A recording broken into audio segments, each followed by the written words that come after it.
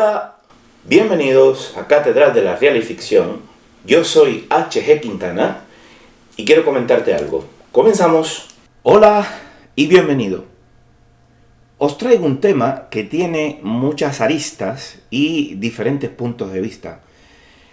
Cuentan que Emilia Pardo Bazán en más de una ocasión se rebeló contra la calificación de femenina para la literatura escrita por y para mujeres. En su concepción del arte, de juntar palabras, ¿no?, para transcribir emociones, era inconcebible la división de la literatura en dos. Y aquí cito: una femenina que trasciende a brisas de violetas y otra masculina que apesta a cigarro. Hay áreas de la existencia humana donde los adjetivos, epítetos, descripciones y casi cualquier otro tipo de calificaciones provocan un escozor, cual si con un punzón nos atravesaran el entendimiento. Muchas veces, calificar algo que ya tiene un argumento válido sin necesidad de etiquetas, ponerle un apellido para diferenciarlo de la matriz que no permite un camino a medias o una mirada subjetiva, desautoriza el calificativo. La literatura no es diferente. La literatura es o no es. Y calificarla exige una reflexión que va más allá de la simple exposición del argumento. Recuerdo, a raíz de la curiosa otorgación del Premio Nobel de Literatura y del Planeta en la misma semana, escuché varios debates cuyo centro era la ausencia de mujeres en el panteón de los premios literarios internacionales. Esto podría llevarnos a una profunda reflexión sobre la igualdad entre hombres y mujeres, lo cual, bien, es discutible desde un punto de vista social o humano, pero que no nos interesa a nosotros. Y es un hecho cierto, sin embargo, que son exiguas las cifras de mujeres premiadas en galardones literarios a lo largo de la historia. Y la verdad, los premios tienen su importancia, porque muchos consideran que son el epítome de la apoteosis literaria. Ganar un premio es lo más importante para muchos. Sin embargo, este tipo de debates, donde alguien empieza exponiendo las desventajas femeninas frente al machismo dominante, suelen inevitablemente pasar de la exposición a la queja y de la queja al enfrentamiento. Es difícil saber si las escandalosas cifras de escritores premiados frente al de escritoras tiene que ver con aquello de que primero muere ahogado un marinero que un forjador, o que ha habido realmente una discriminación. Pero aquí no quiero entrar, insisto, dado que los premios son y nada demuestran consagraciones o fiascos literarios de un autor. Me gustaría, empero, fijarme en las etiquetas que se le suelen colocar a la literatura. A veces se usa simplemente pues una delimitación geográfica, como al apuntar sobre literatura griega, latinoamericana o sudafricana, y se habla en estos casos de la creación escritural que se realiza en una región concreta del mundo. En otras oportunidades se utiliza una descripción temporal que puede tener unos límites pues coincidentes con los periodos históricos, esto es, digamos, historia antigua, historia medieval o hasta historia posmoderna, contemporánea, en fin. Esta última tiene una peculiaridad de que, como las artes plásticas, asume casi cualquier cosa. Hablo del posmodernismo. Incluso se utilizan elementos paraliterarios, fundamentos que no suelen ser tradicionalmente literarios. Posmoderno podría definir un rompimiento con lo tradicional. Es lo que, digamos, de forma general se suele utilizar. Aunque, la mayoría de las veces, por no usar términos excesivamente categóricos, cuestionan el criterio mismo de calidad artística. Sobre romper con lo tradicional para calificar algo de posmoderno, nos llevará a un argumento sin sentido, porque toda obra artística, desde Homero, es un enfrentamiento con un canon previo. Cuando un artista deviene clásico, muchas veces tiene que ver con su asimilación de lo que ya existía, presentándolo de otra manera, a un público que se encuentra a gusto con ese rompimiento. Y el otro problema del posmodernismo tiene que ver con lo que dije antes, con su cuestionamiento de las técnicas mismas del arte, que pretenden crear un rompimiento tan arbitrario que termina siendo ficticio. Miremos las obras que se exponen en muchas de las salas de algunas galerías de arte moderno, o leamos algunos de los más reconocidos exponentes de la llamada literatura posmoderna. Y no necesitaremos demasiados argumentos para entender su dudosa calidad. Pero eso, insisto, también es para otro debate.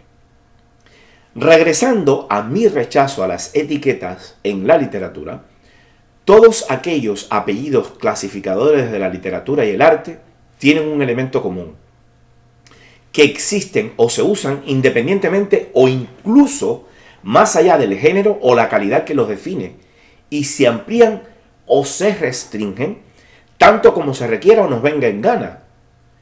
Así se llega al extremo de estudiar, por mucho que se cree un ruido neuronal cuando lo escuchas, la literatura camerunesa posmoderna o la literatura homosexual cubana posmoderna.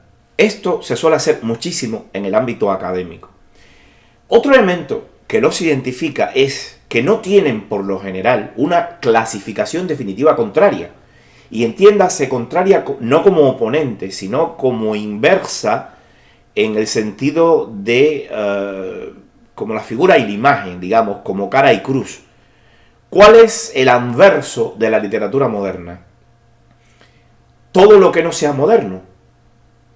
La antigua, la medieval, la posmoderna. ¿Cuál es el espejo de la literatura africana?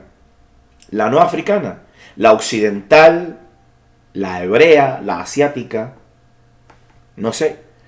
En el momento en que se añade un elemento diferenciador de género, la cosa incluso se complica más. ¿Qué autor encaja en la literatura feminista camerunesa posmoderna? ¿A qué se refiere entonces cuando se habla de literatura femenina? ¿Tiene límites espaciales o temporales? La Real Academia de la Lengua Española, culmen del machismo según el movimiento feminista más militante, y aquí no les va a gustar que yo me refiera a la Real Academia, apunta en sus 3 primeras acepciones que lo femenino es todo aquello perteneciente o relativo a la mujer, que es propio de la mujer o que posee características atribuidas a la mujer. Si asumimos esto en la literatura, debemos hablar de todo aquello que, independientemente de su calidad estética, criterios geográficos o temporales, está referido a la mujer, sea relativo a ella o que posee características atribuidas a ella. Esta definición para calificar a la literatura tiene varios problemas. Primero, por su carácter exclusivo, porque la cruz o cara, la figura o imagen de la literatura femenina sería la literatura masculina. Y si alguien usa este término tan absurdo que no define nada, se encienden muchas alarmas cuando alguien lo escucha. Existen cientos de obras que retratan, definen o se refieren a la mujer y sus problemáticas que no cuentan con la venia del epíteto de literatura femenina y que incluso son consideradas lo opuesto, donde se incluyen aquellos libros con protagonistas femeninos que, mejor o peor, para qué negarlo, retratan la explotación y discriminación en que ha estado sometida la mujer a lo largo de la historia. Nadie incluye Madame Bovary, Ana Karenina o La casa de Bernarda Alba en la literatura femenina. El criterio es tajante, son escritas por hombres que dan una visión de la mujer desde la perspectiva y la visión masculina. Este es el criterio. Esta exclusividad provoca un desencuentro estúpido intergéneros. ¿Cuál es la visión masculina sobre la mujer? O ya que entramos sobre cualquier otro tema, la visión masculina es la del heterosexual que escribe sobre temas masculinos o del que lo hace sobre temas más cercanos a lo femenino. O quizás la del homosexual, que retrata temas propios de su género que se acercan a la discriminación sufrida por las mujeres. La problemática se lleva incluso a la sala de las librerías. Algunas editoras reconocen que las mujeres leen todo lo que les llama la atención, sea de su género o no, pero que los hombres se echan atrás con la mención de un nombre o un tema que se acerque o se refiere exclusivamente a la mujer. Quizás esto tendría cierto peso si miramos algunas obras que se han convertido en bestsellers, más allá de su calidad estética y de la escasa atención que se les presta entre el público masculino, como Mujercitas, El diario de Bridget Jones o 50 sombras de Grey. Sin negar este extremo, mi experiencia me ha enseñado justo lo contrario. Recuerdo estudiantes chicas de mis cursos de escritura que tenían natural indisposición a leer escritores hombres. Me resultó llamativo un caso en España que potenciaba escritoras femeninas, precursoras de algún principio técnico literario, aunque la evidencia cronológica demostrara que antes hubo hombres que ya hubiesen hecho antes la misma técnica literaria. El inconveniente de usar este carácter exclusivo de un lado o de otro es que el público lector actual de literatura de ficción es verdaderamente y abrumadoramente femenino. Y esto es reconocido por todos, editoras, editores y escritores y casi todo el mundo. Lo planteo no como una queja, sino como el reconocimiento de una virtud hacia ellas. Hoy en día leen más novela con aplastante mayoría las mujeres, pero tiene un contrapeso interesante. Y es que como tendencia las lectoras abandonan el ensayo y los libros de no ficción.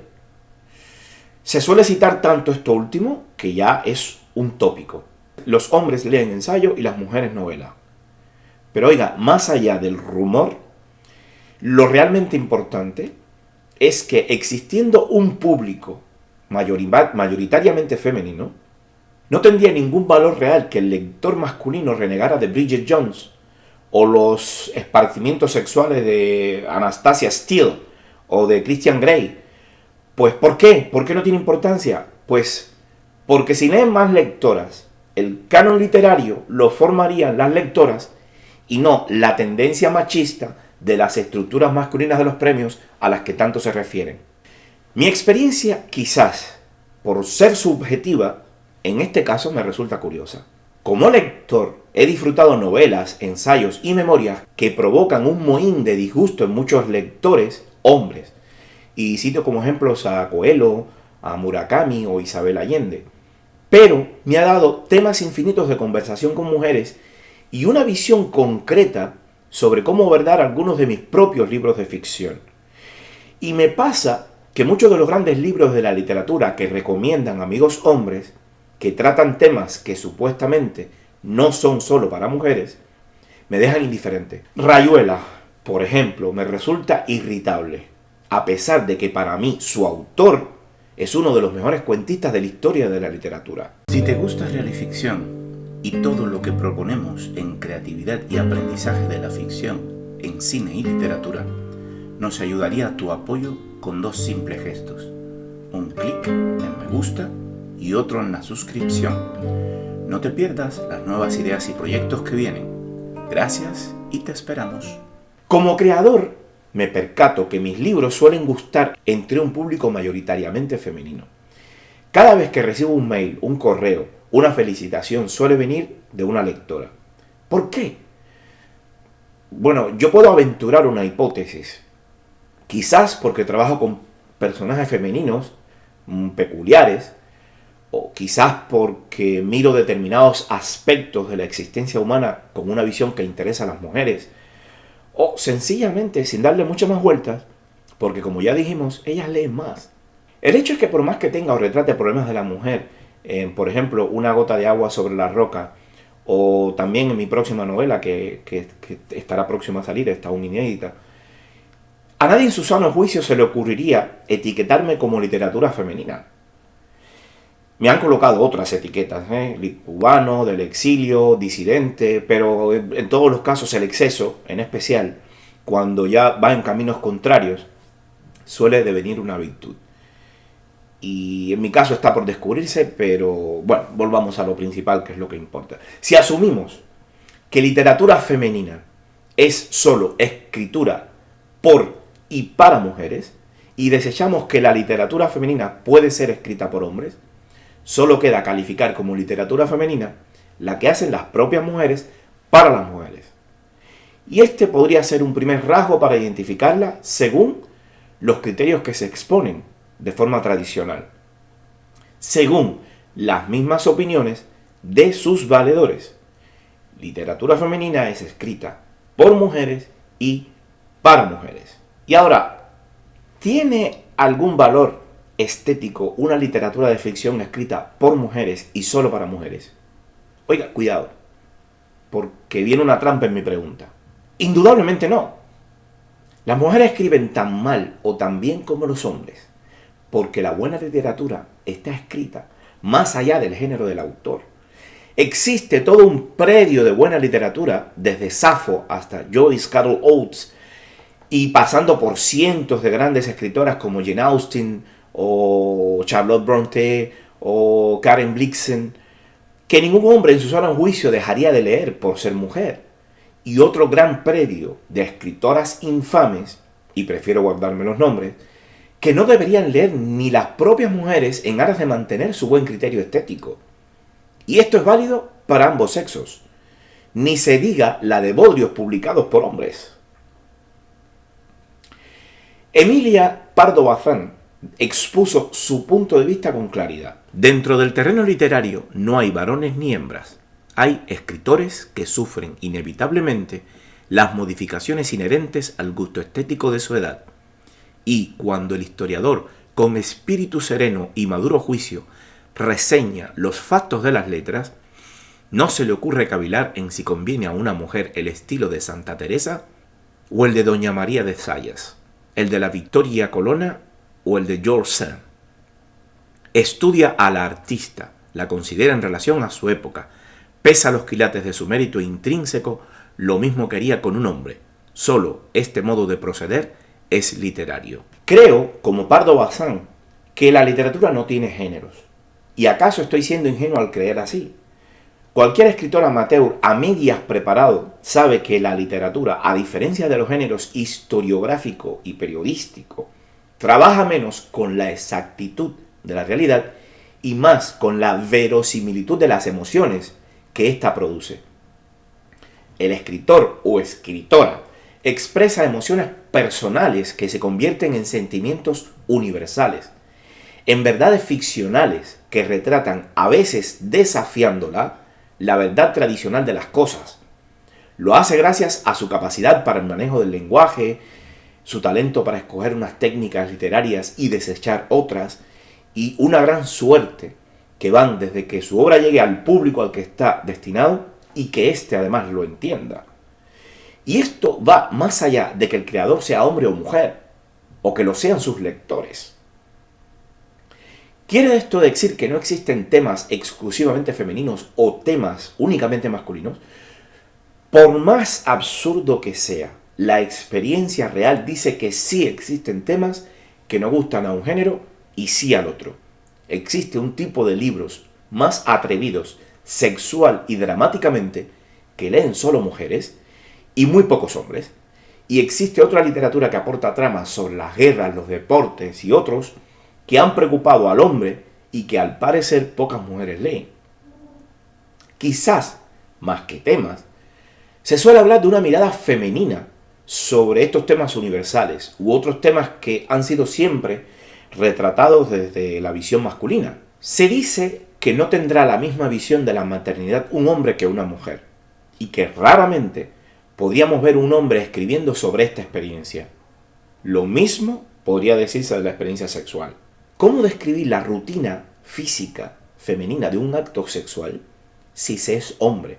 Si no se puede sentir en carne propia, nunca mejor dicho en este caso, lo que implica dicha experiencia. Sin embargo, volvemos a la expresión de las emociones. Si algo ha demostrado la literatura ficcional es la capacidad de los buenos autores y autoras para escribir sobre temas completamente alejados de su experiencia vital. Pocos dudan de la verosimilitud de Sinué el egipcio, que cuenta la vida de un médico de la corte de Akenatón en 1300 a.C., escrita por un finlandés a mediados del siglo XX. Y lo mismo pasa con los valores estéticos de la novela Memorias de Adriano, que retrata en primera persona la vida de un emperador romano escrita por una mujer francesa a mediados del siglo XX. Si se asume como argumento válido y fuera de toda duda que hay temas que solo puede tocar una mujer o un hombre, se está negando la base misma de la literatura de ficción. El alejamiento del autor del espacio narrado, la caracterización de personajes, la existencia de los puntos de vista. Cualquier amateur con un poco de preparación sabe que un autor no comparte el espacio del narrador, que crea personajes y asume sus puntos de vista, que no son ni obligatoria ni necesariamente los mismos del autor. Autor y narrador son dos entes diferentes que pueden compartir muchas semejanzas, pero que son diferentes en su esencia. Si esto no lo aprende quien escribe, jamás llegará a ser siquiera un escritor mediocre. Un hombre puede, usando su experiencia masculina, preguntando a otras mujeres y haciendo el uso de esa herramienta poderosa que es la imaginación, transmitir las mismas emociones que puede expresar una mujer en el acto sexual y en la maternidad. Y viceversa. Existen páginas memorables de mujeres que han sabido transmitir con puntillosa exactitud lo que siente un hombre en esta y en otras experiencias físicas. Las fórmulas literarias que separan los géneros son dudosas cuando aceptamos el hecho, y es un hecho verdadero, que la literatura transmite emociones personales que pretenden ser universales a través del divertimiento y la reflexión de un tercero. Si no supiéramos nada del autor de Madame Bovary, diríamos que está escrita por Gustave Flaubert.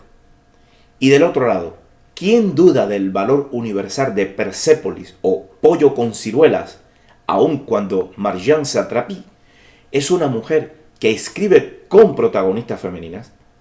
Para ahondar más con el argumento, ¿qué es más femenino?